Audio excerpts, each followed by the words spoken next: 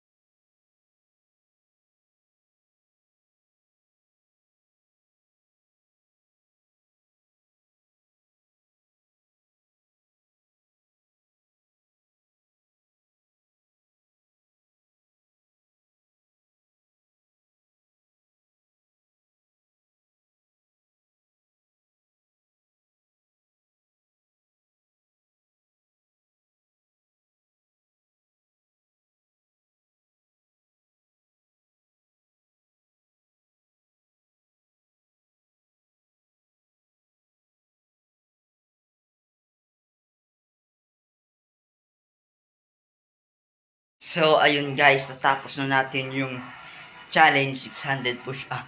Kita niyo yung chest ko, pump na pump show. Yan. So, i-upload ko tong video na ito sa YouTube channel ko. I hope you subscribe and like, and please comment if you want to challenge me ang makakaya ko. So guys, maraming salamat. Thank you for supporting me mga kaibigan.